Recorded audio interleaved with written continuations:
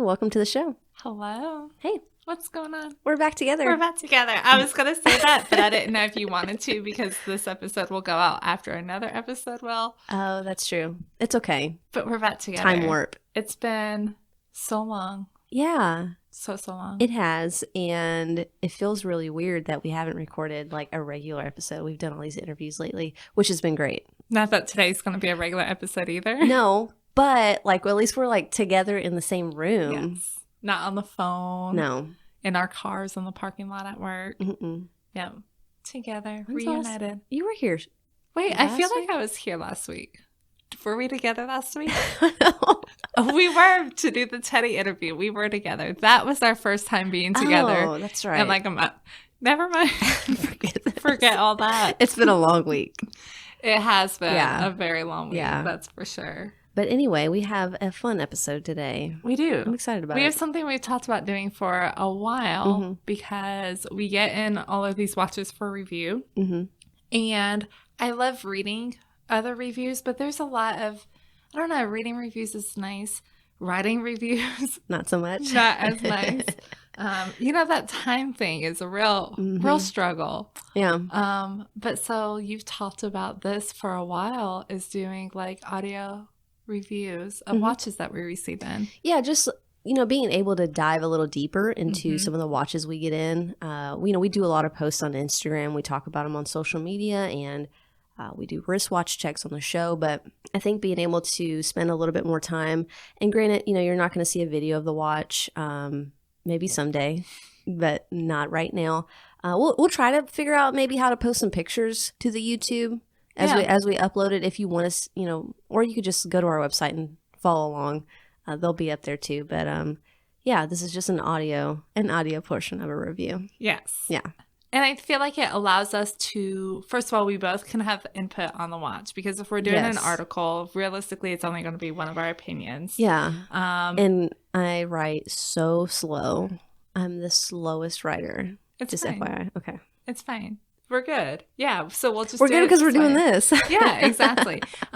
So basically what we've decided to do is we have one standard layout that we're going to do for every single watch. So you get the same type of, the same format for everything. Yes. The same. So basically there's going to be an introduction section where we talk about the brand, the specifics about the watch, like just black and white. Here's what it is. Mm-hmm. We've come up with 5 questions that we feel are very open-ended and really kind of make us be honest about details of the watch, and then just kind of wrap it up at the end and how we feel about it. So and we there was a lot of thought that went into these 5 questions, but if you feel as listeners that there's something that maybe would suit it better, then feel free to send us an email at info@Tenn2, and we can look at it and we might change it up. So this is not set in stone.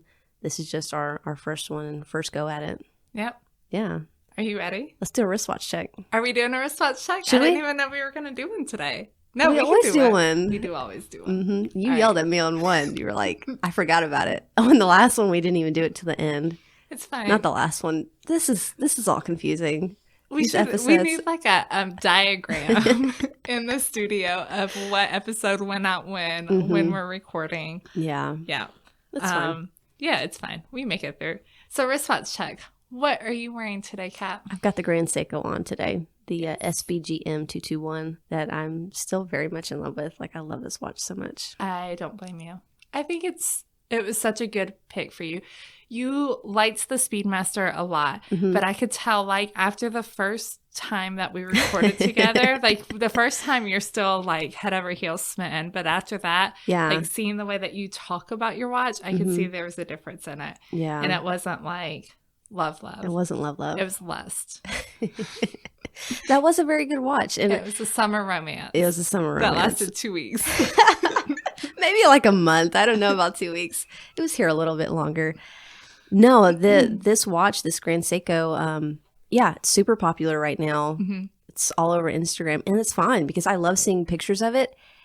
Honestly, every single strap I put on this thing, I'm like, yep, it looks great. Yep, it looks great. You had a camo strap on there, too. I love the camo strap on there. I really love the camo strap on there. Welcome to Tennessee.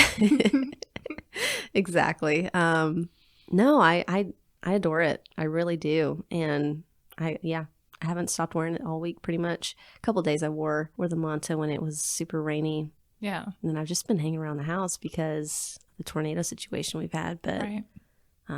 Yeah. What are you wearing today? I am wearing the Doxa. So I still have the orange Doxa sub 1200 from our friend Matt. You got to send that one back anytime soon. So I was going to send it back, and then he commented on one of my posts and said that I could keep it for a few more weeks if I wanted to. So of course I want to. All the watches. I have no time to wear any of my own actual watches anymore. I just wear everybody else's watches right now. First world problems. Very first world problem, I know. But yeah, I'm still really in love with this watch. And I think that I'm really in love with the idea of orange. Mm-hmm. I think that I could totally, I still think that I'd prefer the sub 300 to the sub 1200 based off of specs. There's just little differences that I like about the sub 300. But yeah, I think that what you have is the sub 1200. I have the sub 1200 right now. Okay. But I've been talking about getting the sub 300. And I think that I would even consider getting the orange. Ooh. Like, you know what though? Like every picture that you posted, it looks great with whatever outfit you're wearing. I don't like, even it looks try good. anymore. I don't try. I'm wearing a green sweater today and a bright orange dial watch. But it stands out. I really love it. Yeah. I do. And so I was thinking that sub 1200, I think that's the one that has that curved sapphire crystal versus the flat on the 300. And I do prefer the 300 too. I prefer the flat just because of like the distortion you get from the curved. I don't love that. It's not terrible, but it's not my favorite either. Yeah. That's a good, might be a good choice for later this year. Maybe. We'll see. Yeah. All the watches. For reals. With a Z at the end of that. Right. with the number 4 REALZ. No, but no, I think that you could easily pull that watch off with a lot of different outfits. Right. I haven't even switched it to, Matt has mentioned several times, he wore it on a NATO a few times. Okay. And I like the idea of that. I see like the Watch Dude 2, Alan, he has an orange Doxa and he wears that on this brown leather NATO. Really and it looks good. so Is that good. the same one that he has? I don't think so. Okay. Also, I don't have a brown leather NATO strap to wear it on. So I need to buy one so that I can see it on the Doxa. Yeah. But I feel like I would probably really only wear the bracelet most of the time. I think so. I think so. That bracelet's nice. It's so comfortable. I feel like I'm finally getting used to like the way it fits because that's been my one problem is I feel like it was either too big or too small. During summer, I'll definitely have to let it out. Like I just have to wear this watch tight for the way that it sits on my wrist being so big. But I like it. Yeah. More than I thought I would. Well, that's cool. Yeah. So it seems to happen a lot. I fall in love with everything. This is a trend. Us. I know. Josh, Stefan Watches. Yeah. I saw him a couple of days ago and his wife, and he had just made the comment about how funny my Instagram captions are because it basically just talks about me falling in love with every single watch that I have. Well, it's bad. Your heart has not turned cold yet. No, but my wallet cannot afford what my heart wants. I know. Anymore. All these enablers on Instagram. Yeah, like, y'all are the worst. You should buy this watch. It's like, y'all, my husband will divorce me. Seriously. What were we talking about? You were texting me the other day. Was it on the Panerai? Yeah. Oh, yeah. It was the Panerai. And that was your first day. Or I told you that you should buy it and let me borrow it. Yeah. And your response was just... Funny thing about that post, right before I posted that, I posted a picture on my stories of me wearing a leather jacket with, it was with the Oak and Oscar. Mm-hmm. And then right after I reposted Dagbert, Zachary's Instagram post with the Panerai, and people thought that was me because I had just had posted a picture of me in a leather jacket. It was not me. That was him. They were like, are those your wrists? Like, I don't know. I feel like it was throwing a lot of people off. We know way too much about everyone's because they were very wrist. tan. His wrists were very tan. Yeah, it was not me. It was Dagbert, Zach. Yeah. No, that was Cool a dude. great watch for sure. Yeah. You need it. Yeah, it's probably going to be a bit big. That's like 42. A 42 Panerai wears quite big. Do it. But they do have 40 millimeter versions. All right. So diving in, where do we start? Specs? Maybe History? the name of the watch that we're doing a review on. Just a suggestion. Let's start over. Maybe that could be the way we do this. Is we do the whole review and then you have to guess. name, and then you have to guess what watch we're reviewing. You have to guess. That could be fun. You have to wait till the end. we no pictures are uploaded anywhere. No title to the episode. Good luck, y'all. No, it's not. It's not good. No bueno. Let's not do that. So today we are reviewing a watch that we had in a couple months ago. A lot of months ago. This was one of the first watches I think that we got sent in. It was back in the fall. For review. So it was a while ago. And it is from Haven Watch Company, which is a brand based here in the States. So we're reviewing the Haven Chilton. Yep. Which is a chronograph. Mm-hmm. And this is actually pretty cool because it's very vintage style, very retro, which I actually really, really like because I'm a big fan of these, like the Heuer Carrera, the skippers and stuff, really bright colors and smaller watches in general. So I really like this watch a lot. And you had it for a little bit longer than I did. Yeah. Well, and so when you say that it has like this really vintage look, talking about the history behind the company. So, honestly, like they haven't been around for very long at all. So, Weston Cutter, who is the gentleman who started Haven, he in 2018 started pursuing making his own mechanical vintage inspired watch because he noticed like how much they were going up in value, and that was something that he really liked. And I like that when you really look at this watch that you can see how inspired and vintage it is. It's a very great blend of like vintage and modern between the two, which I think that it executes really well, but we'll get more into that later. The other thing I like that. So if you're here from this, like if you're familiar with the States, like every region is so proud of like who they are. Like we're very proud of the fact that we're Southern. We talk about it a lot, but Midwest people are like super proud of being from the Midwest. And I love that. Like, I love that they take a lot of pride in their company. They work with other Midwest companies for their straps and everything like that.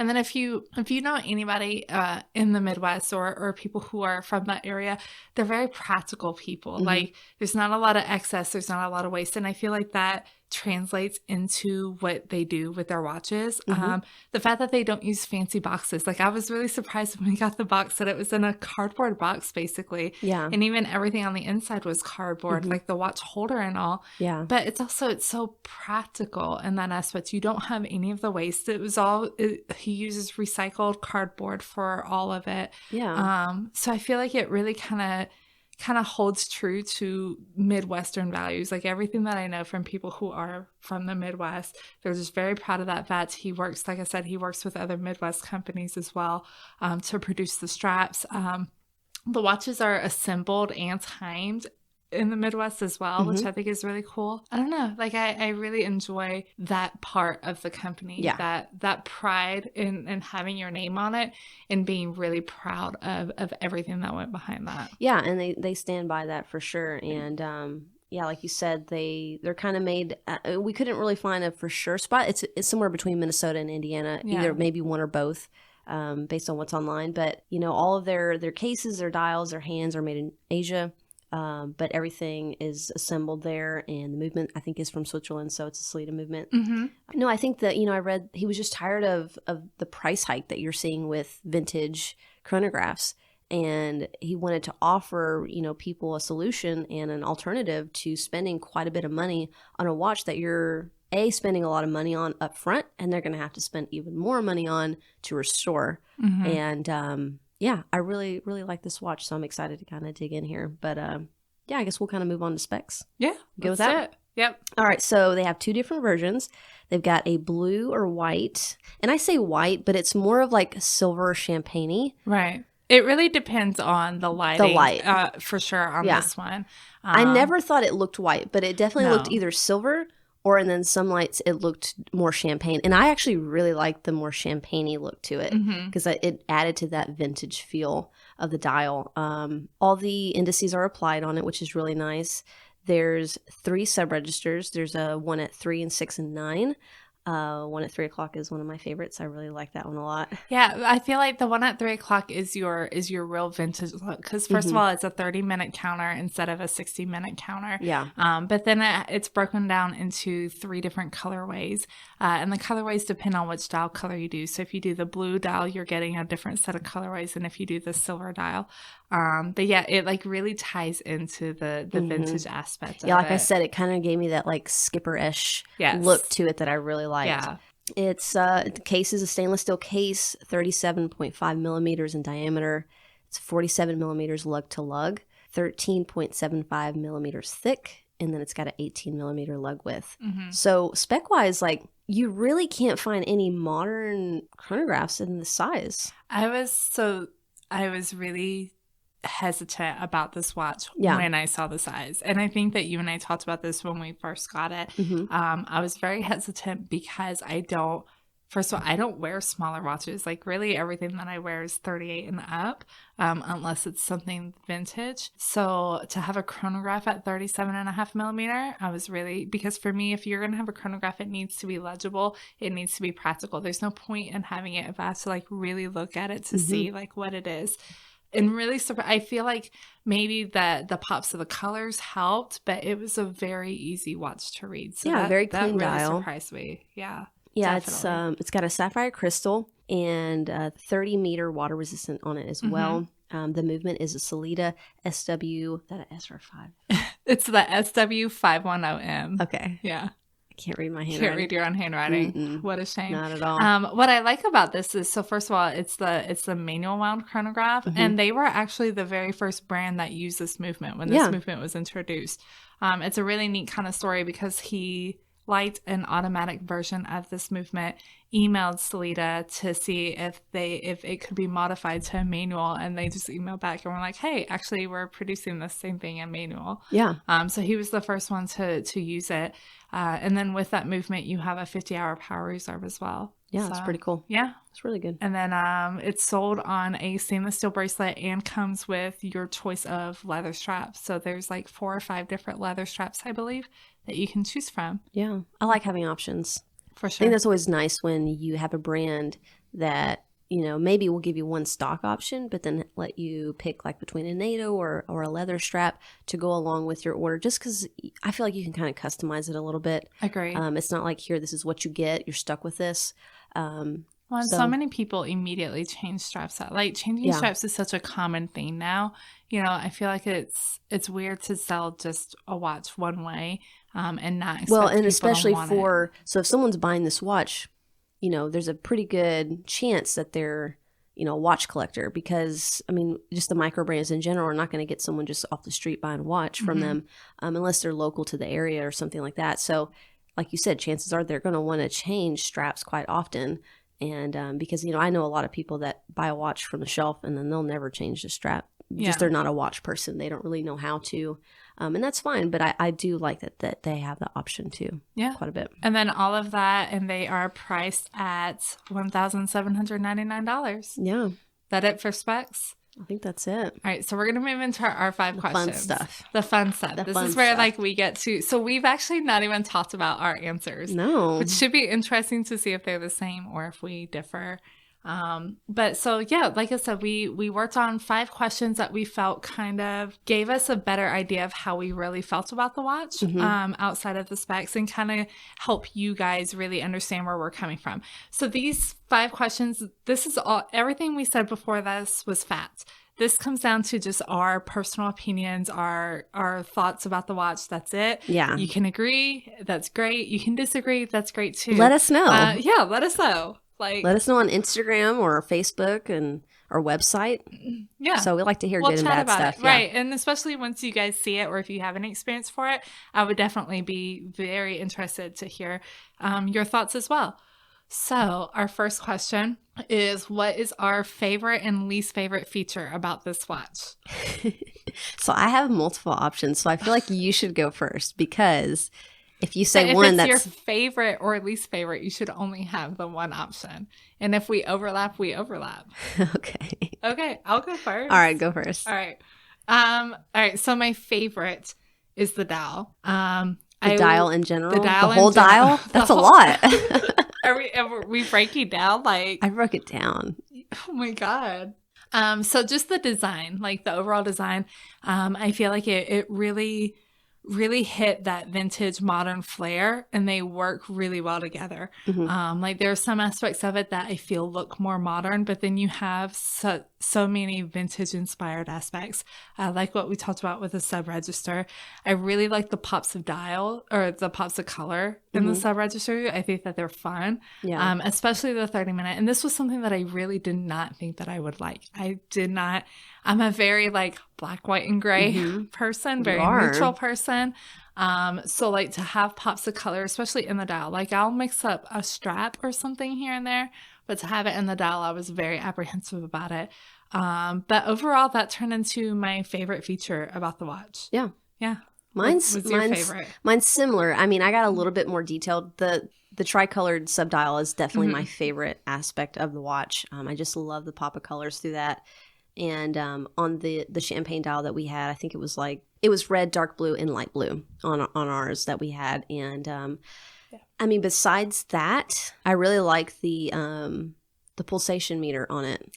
Because you don't see that a lot. Actually. Yeah, it's kind of hidden there, but you don't see that a lot with chronographs. And I always, not that I would use it, but I always like that in a chronograph. I don't know how useful it is, but it's just a cool feature to have on there. And it's only on the silver dial. It's not on the it's blue not on dial. the blue. Okay. Mm-hmm. No, it's not. Probably just because of how easy it is to read. That's what I liked about the silver dial is there's so much pop of color here. Like all of the pulsometer aspect is done in the red. So you have like all of that color. It says Chilton in red.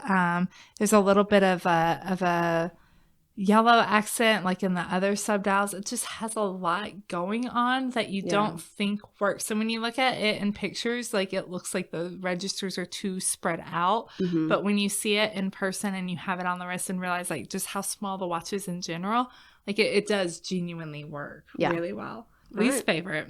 Let's be real. The bracelet. The bracelet has straight end links. Love it or hate it? Hate. Okay. Hate. Some people don't mind it. I know some people don't mind it. Again, this whole section, come at me in the DMs. Yeah. This whole section is just personal opinions. I am not a fan of straight end links. I took the bracelet off, put way more on the strap the whole time. The strap was really nice too. The strap is really nice. Yeah, the quality of the material on the leather. Actually, I was very impressed with the leather. But I'm just not a fan. Like I have a shark mesh bracelet that has a straight end link, but because of the mesh, it like kind of spirals, and it's not like a traditional shark mesh. Yeah, this is hard to explain. It doesn't It doesn't have that silver bar at the top. It doesn't have a straight end link. Up. Yeah, it doesn't. It goes through the actual links itself on your shark mesh. Yeah. So thank you for knowing more about my watch bracelet than I do. So and in all honesty, I did not have a lot of experience with the rest of the bracelet just because aesthetically that drove me nuts. So I never wore it on the bracelet. So I can't say much about the quality of the bracelet. It seems fine. The quality seemed fine. Reviews I've read online said that they were fine. But just personal opinion, I'm not a fan of straight end links. Yeah. So what about you? So my least favorite thing is something that is kind of hard to admit because I was really excited about a smaller chronograph, and it's the size. Really? It's the size for me because I've had a 38 millimeter Speedmaster reduced, and that I felt was small. And again, this is all personal opinion. This is what I like in a watch, and I felt like I couldn't do this watch because of the size. It was really small for me. Now, that's not to say that it's small. There's people that have bigger wrists and could wear it and could be very happy with it. And I say this hurts because I am a huge fan of that Heuer Carrera, the reissue that they did, which I think is like 36 millimeter. And knowing now that like that's going to be really small for me, for my liking. Yeah. But I agree with, I don't feel like the bracelet, the end links bothered me that much because I feel like it did work with the aesthetics of the watch. But while they're not always my favorite, but that was probably the thing that bummed me out the most about the watch, I think. And that's not to say that the watch is not good. I just didn't love the sizing for me personally. Fair enough. Yeah. I mean, I definitely... the size was surprising. You got to be really okay with that vintage sizing and style if you're going to go for this one, for sure. Yeah, I agree, for sure. But I mean, in saying that, I felt that it was easy to read, and it seemed different than like your Speedmaster Reduce, because the Speedmaster Reduce, the registers are so close together on the chronograph. I feel like that it kind of can blur, but these had smaller registers that were spaced out a little bit more, so I felt like they were fairly easy to read. Yeah. And it wasn't the readability of it or the, it was more just the size of it on the wrist, I think. Yeah. Fair enough. All right, so moving on. So the next question we have is, how versatile is this watch? Is the Chilton? So we didn't even talk about how we were doing this. I did it on a out of 10 scale. Oh. Okay. And then I have an explanation. Okay. So I gave this watch, as far as versatility, I gave it a 6 out of 10. I said that because like the colors make it fun to play with, but it keeps the watch very casual overall. Like this is definitely not a watch I feel like you can dress up in any form. Like if I were wearing like a nice cocktail dress or like a nice dress to go out with, I wouldn't wear this watch for sure. And I could see the same, like if you were wearing something very business casual or a nice pair of slacks, trousers and a jacket or something like that. I feel like this watch would be hard. And I added, the colors also limit strap pairings, because I'm very OCD about matching straps, and like everything has to have a cohesive look. That's why I prefer more neutral color dials. So like I would be OCD about if I wanted to put a red strap or a blue strap, like I would be so particular about matching it to the exact shades of red and blue that are on the dial. Yeah. So for me personally, it's not the most versatile. But as on a casual scale, it definitely has casual. Like I wore this with blue jeans and a t-shirt the whole time, and it was great for that. So yeah, I think for me, if we're rating them on versatility, maybe I would say I would go a little higher, maybe like an 8 out of 10. Okay. Because I feel like the only situation I wouldn't wear it in is, like you said, a dress situation. Just because there's not a lot of high polishing on the watch. I feel like if it was fully polished, the colors still kind of throw it off. Colors give it a very much, much more casual look. So it is still very hard for me to want to pull that watch off in a dressier situation.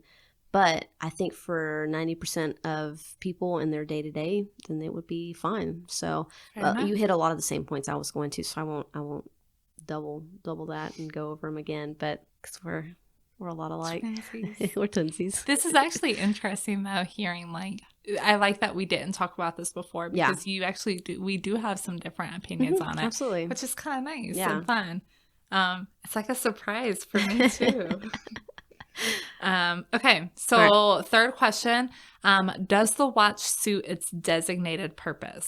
So like with this, we're talking about is it, if it were a sports watch, is it a sports watch? If it were a diver, does it suit what it's kind of designed to do? And my answer was yes, because I think if this is to give an option to people that like vintage style chronographs, then yes, I think it does. I think it works. And I think, I said earlier, one of my least favorite things was the size, but that also is probably most people's favorite thing about the watch because of the size and the vintage aspect of it. Because there's a million chronographs out there that are huge, but there's not that many that are small. So, no, I think this does really well at what it's meant to be.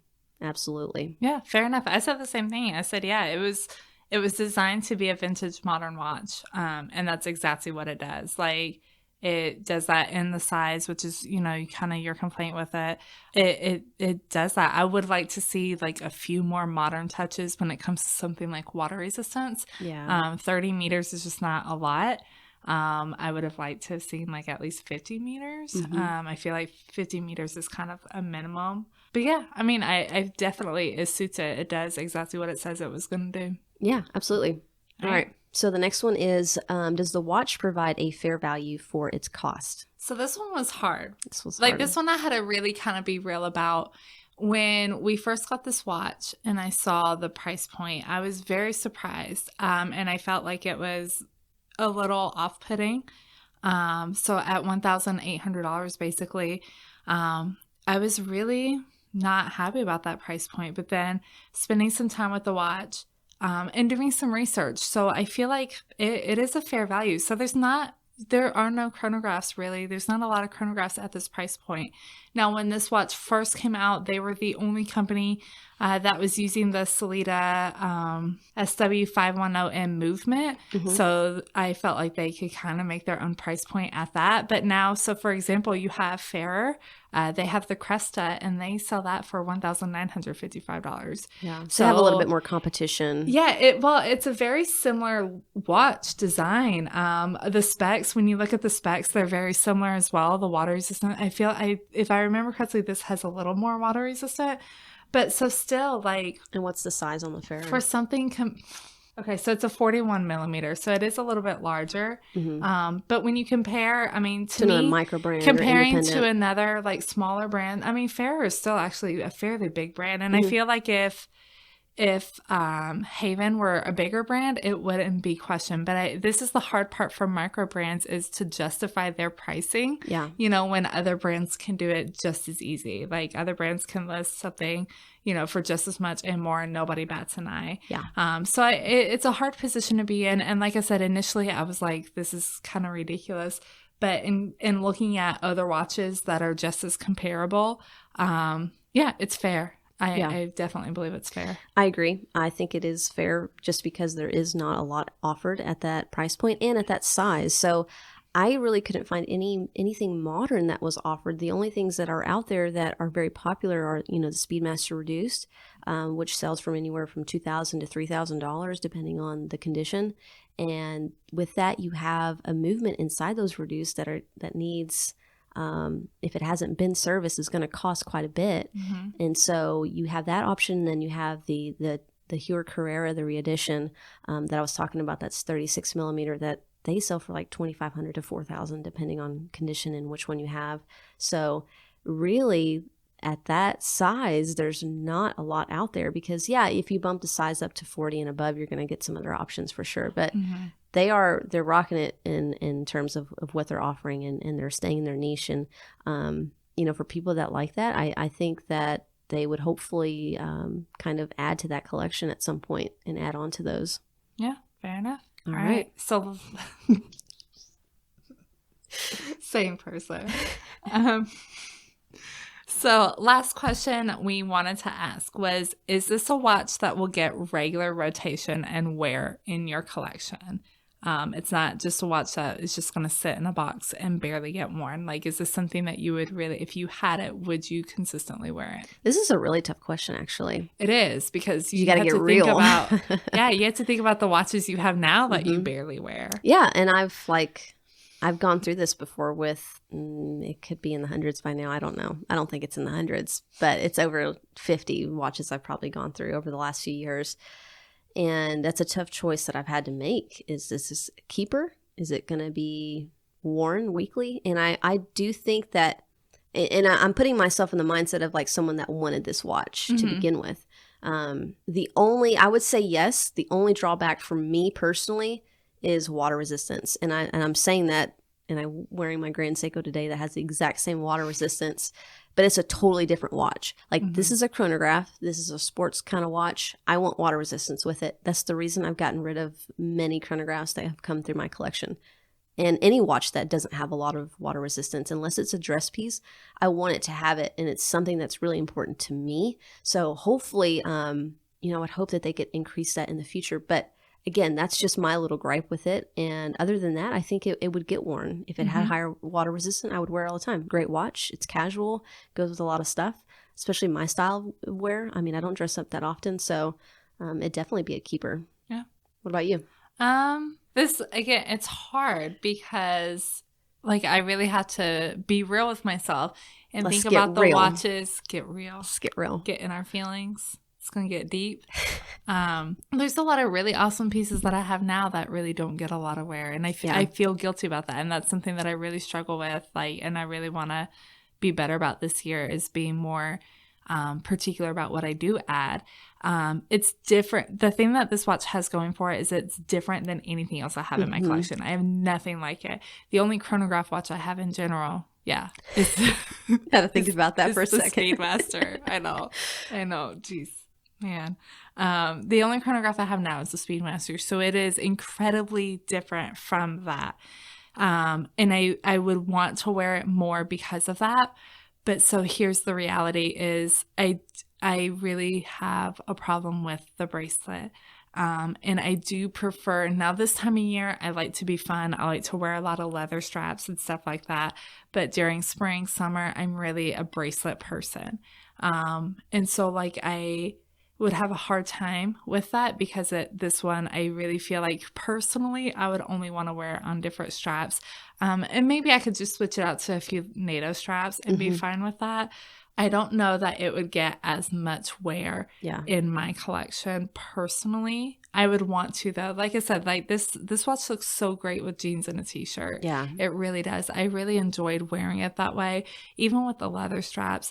But just being in Tennessee and how hot and humid it gets during summer, I know that like I would probably, it would be a watch that maybe I wore a few times during spring and summer. Yeah, but most of the time in fall and winter. And I think that's a struggle because you know, you were talking about the bracelet. I have a hard time buying a watch that's on a bracelet knowing that I don't like the bracelet because I will want to wear it on that.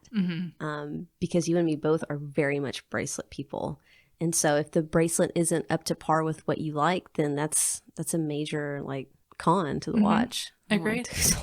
No. I mean, it is. That's hard. But again, all of this is just personal opinion. Yeah. You know, and I feel like there's definitely a lot of valid points that you made that I didn't think about before. Like the bracelet does, it keeps with that vintage look, you know? Yeah. So I get it. I get why the bracelet was done that way. It's just not my cup of tea. So overall summary, wrap it up.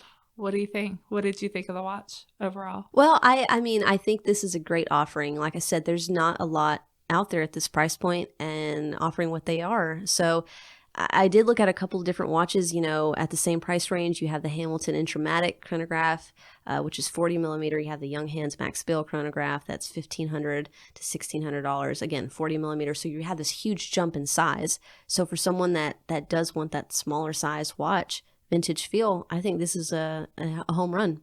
Yeah. I mean, I agree with a lot of that. This watch really surprised me. I did not, in all honesty, I didn't think that I would like it that much when we got it in. You know, I was very skeptical about the price of it. I was very skeptical about the size, and just all the color to it. But I did really enjoy having this watch. I look back on some pictures every now and then, and I do like it. It was such a great watch, an easy watch to just kind of throw on, you know, very casually. And it kind of made me appreciate the smaller size. Like it does the vintage look so well. It really does. I think that's what was really executed phenomenally about this. Like with the way that the case is shaped, it's a very symmetrical case, but then you have the exposed pushers. I love that about vintage chronograph watches. I love the exposed pushers. I think it's such a cool touch. And I just kind of like the story behind this brand, honestly. Yeah. I like that he saw like he wanted vintage chronographs and they weren't out there for under, you know, $2,000. So he just decided to make one. I think that's, again, that just kind of has that Midwest feel to it. Like, well, shit, if it's not there, I'll just do it myself and make it, you know? It's just really cool in that aspect. And I really like the idea of supporting a brand who's proud in what they're doing and where they're from. Yeah, absolutely. You know, they make it really obvious. Like they have the Great Lakes on the logo. Their logo is actually really nice looking. Yeah, too. On the case back, it's really cool. Really enjoy it. Oh, the Haven logo itself? Oh, yeah. Yeah, and I love that. Like on the case back and all that. It's super vintage. Like I'm in love with their logo in general. Yeah. They did a great job with this. Like I said, I was skeptical, but I feel like it's really sold me on it. I enjoyed having it for the few weeks we did. Yeah, and we get it. Like, I mean, $1,800 is a lot of money to spend on a watch. But if you are looking for this size watch, there's really not going to be many options out there if you're looking for a chronograph. So you're going to get something modern. You're going to get something that's not going to need servicing. And if it does, it's easy to service. So that's another big win. And yeah, it's modern. I like it. I like it a lot. Fair enough. And I want to say thank you to Haven for sending this over to us a couple of months ago. We really appreciate it and enjoy spending some time with watches that we normally wouldn't have access to. So, absolutely. You can check out pictures and more details on our show notes, which will be on our website, www.tenn2.com. If you're interested in learning more about Haven watches, definitely head over to their website, and that'll be linked in the show notes as well, which is havenwatches.com. Follow them on Instagram, Haven Watches. Make sure you're following us on Instagram at Tenn2 Media, Facebook at Tenn2 Media. Make sure you subscribe to our YouTube channel that just has randomly episodes on there. If you just want to watch an episode, watch audio basically, you can head over there. It's Tenn Two on YouTube, and make sure you follow we are Hotix people. So like Vark and Jack and Scottish Watches, our little cool kid club. If you guys like the episode, go and leave us a review and let us know. Ooh. We haven't had any reviews in a long time, so we want to know how we're doing. Leave us a review. Let us know how we're doing. Let us know if you like this type of episode, if you like the review style, if there's anything different that we could do. Yeah, let us know what you think of this, because this is something that we've talked about doing for a while and decided just to go ahead and start doing, an extra episode here and there to review the watches, because you see us take pictures of them, you see us post them on Instagram, we talk about them a little bit on the podcast, but we felt like we should really dedicate some time to the watches and really chatting about them. So curious as to what you thought about our 5 questions as well in our format, and let us know if there's maybe something a little bit more in-depth or specific that we can talk about. We do want to limit it to 5 questions, I feel like. Yeah, because we want to keep these episodes concise, generally shorter. I know this is going on 45 minutes, but I think we had we had a few things to talk about too before we started. So for sure, like the fact that we haven't seen each other, even though we saw each other last week. It's fine. Y'all, it's been a long week. Yeah. And if our tornado relief is still up by this time the episode comes out, then you guys can go on there and we'll put links in the episode show notes as well. For sure. Most definitely. All right. And that is it, y'all. That's it. We'll talk to you soon. All right. Bye. Bye.